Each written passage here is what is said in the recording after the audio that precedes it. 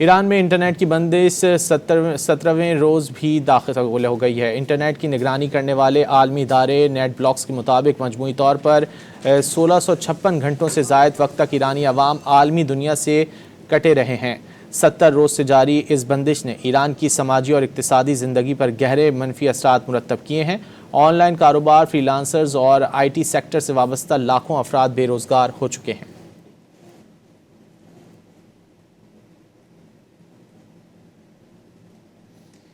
ایران میں انٹرنیٹ کی بندش 70ویں روز میں داخل ہو گئی ہے۔